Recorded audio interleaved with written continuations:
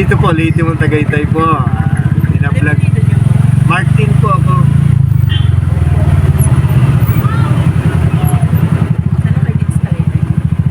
May malapit sa St. Michael po ako na. Baka Sesma doon. Negrano. Kasi po para makita naman nila paano yung sumakay sa bukyo sa Tagaytay. Pero noon ka ba ini-offer ng package? Ano po? Meron po yung tinatawag nilang dating Tagaytay City Tour. Kaya alam ko, may pag-uusap po kasi ang Tagaytay LGU ngayon. Ipina-status ko po muna yun kasi wala namang nag-exist na permit. Okay. Wala pa po. Parang sa kapila din lang. Kaya ho ang pinapayagan lang sa amin ngayon. Yeah. Sasakay kayo sa pilahan namin, hatid namin kayo kahit saan. At least importante ro nagkaroon ng tamang kasunduan. Ano na lang, hindi ka tulad mo. Hindi mo na ho pinoprohibit mo na ho yung Tagaytay City Tour. Kasi sa masakit na pangyayari, meron kasing iba nag-overprice. Ayun. Ay. Actually po, nadamay kami. Ako po yung may page na nagtutour talaga ako dati. Since ako yung mismong nag-represent sa mga nagtutour, kausap ako ni Mayora ng Tagaytay. Ako rin ho yung nagsabi sa kanya na titigil muna kami mag-Tagaytay City Tour. Hanggat hindi pa ho nalabas yung proper guidelines. Tsaka sabi ko nga, suggest ko sa kanila, mag-set na ng standard rates para walang overprice. Ako po kasi ginagawa ko yun since 2016. Kaya ako lang siya ni-stop dahil kasi nga nag-meeting kami, nag-usap kami. Parang nagkaroon kami ng gentleman's agreement. Tsaka yung boss, siyempre sila ang LGU sila ang aming boss. Sumunod kami sa guidelines na sinasabi na stop muna. Pag-aaralan daw muna. Pero ako, pwede nyo akong i-search sa Facebook. Ang ginagawa ko ngayon, nag-iiba ako ng content. Instead na Tagaytay City Tour, ang kino-content ko ngayon, Tagaytay Travels. Riding on a video, yan. Yung pinaka-channel ko po, Tagaytay Taxical Service. Tapos yung package sa picnic, sa Skyranch, ano ba? Yung iba po kasi, nililimitahan nila yung package nila. Parang mga 4 destination, 5 destination. Ako pa kasi, iba. Ako, unlimited destination. Ang binabayaran po sa akin, yung time at saka yung service ko. Kaya, aabot po kami kahit sa labas ng Tagaytay As long na makikita ko naman na hindi naman kami masyadong manulugi, pinapayagan po namin ihatid namin sila doon. Kaya naman makikita nyo yung aking page. Meron siyang more than 200 reviews. At ang pinagmamalaki ko nga kay Mayora, pag may nakita siyang isang negative sa reviews ko, wala na kami pag-usap. Lahat po yun, good and positive po yun. Kaya binigyan ako ni Meta ng 5 star. May kita na po ba kayo sa Hindi pa nga po kaya hindi ko siya gini-give up sayang din may mga nagsasabi sa akin na almost 10,000 na kasi yung followers ko Ay, sige.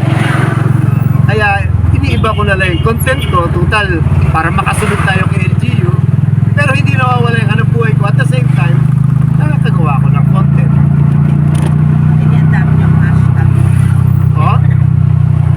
Tapos yung hashtag. Yun po natututo na rin ako mag-hashtag na ganyan. Kasi kailangan para pag na-search. Ay, ganun talaga. Actually, aaminin ko po, hindi kasi ako techie Ayun, halimbawa po nag-post kayo sa mas bago nyo yung post. Ang hashtag ngayon, bawa Tagaytay City. Bawa Bukyo. Pag may nag-search po na Tagaytay City, sa kayo sa lalabas. Para yung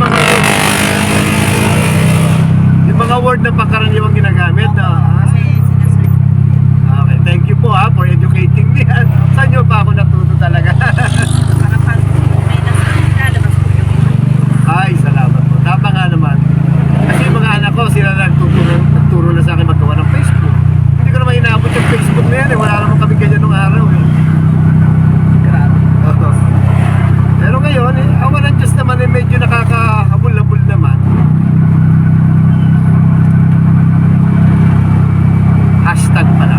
Binibigyan ko nga yung hashtag. Kaya ngayon, no, Tagaytay, Lalaan, isipin nyo, ano? Ayan. Ah, Isa po po yung mga, alam mo, searchable. mga searchable na mga words na medyo may connection. Tama po yun. Nakita ko. Tinake yun, lalabas ko. Maniniwala ako sa inyo, nakita ko DepEd kayo eh. Meron po mga teachers na nagkadala. Ay, oh, sa mga teachers nagaganyan din, ano? May mga... Ganun po. Pakibanggit nyo naman ako. Baka makakatulong.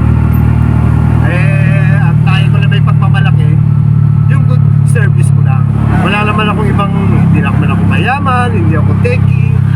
Cellphone nga lang ang gamit ko pero nagtatry. Iniwala naman kasi ako, wala namang hindi matututunan eh. Kumbaga, pag gusto naman talaga eh. Saka by doing this nakikita ko, nagiging Nalalaki na po anak yun. opo eh. Yung isa, yun, pag kaya kami, meron din akong vlog kung paano papunta ng asyenda. Kasi araw-araw, hinahatid ko sa asyenda yung anak ko. Diyan nagtatrabaho sa Work Balance, yung babae ko.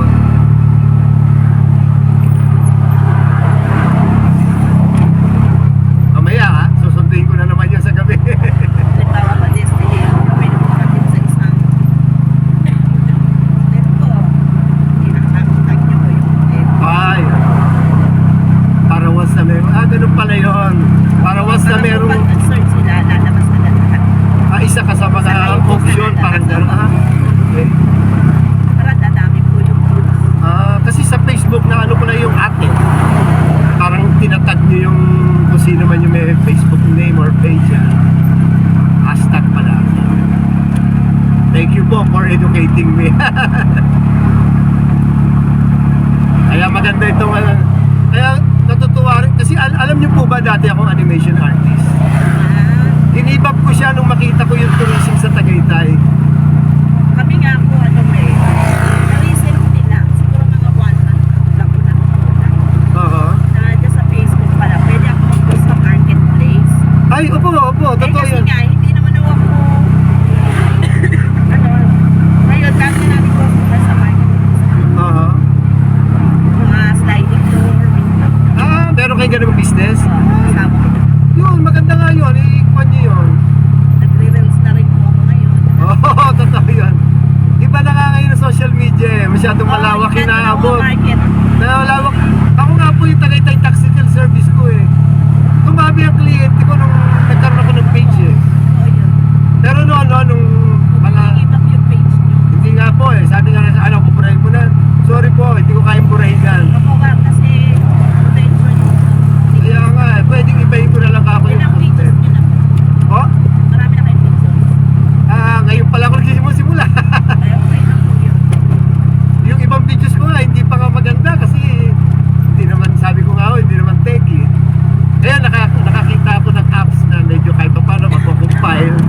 Nalalagyan ko na ng wordings. Learning, everyday learning lang po ang ginagawa ko. Minsan nga, yung asawa ko, kasama ko, pinupunta na yung mga destinations, siya ginagawa ko din. Pwede yung mga common destination. Oo. Ngayon, pag may nakakita, paano pagpunta ron? Yun, si service ko siya. Hindi naman na pilat. Ay, sa kanan. Ay, doon pumasok yan. Aba, parang may kakilala ko dyan. Sila Hiner. Si Kuya. Hiner yung may tindahan ng halaman sa mahogany. Nang ano ba? Nagtitinda ng halaman sa mahogany. Si Hiner, Jimeno. Baka po kilala ko. Kilala yun sa mukha. Kasi sa Facebook, naghahingi na lang stars yun eh. Ayaw. Pati yung pagdadrive niya ng kotse, binablog-vlog niya rin eh. Yun na nga lang, paramihan ng kaibigan, tsaka yung importante Maganda po yung hindi nyo friend sa Facebook. Oo nga, ayun nga no. Kaya hulagyan nyo ang hashtag. Mas naano ni Meta yun. Ganun no. Opo. Tapos ipapalo kayo.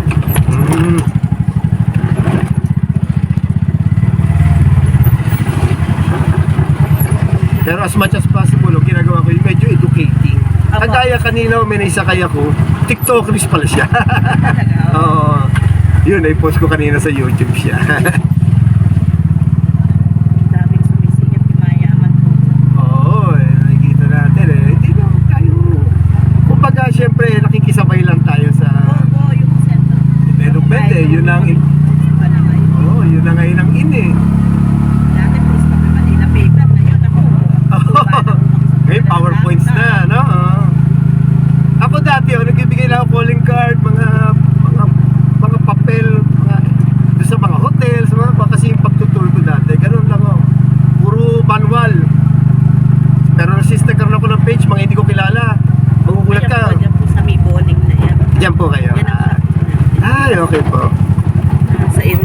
Pasyato po sa Boneng.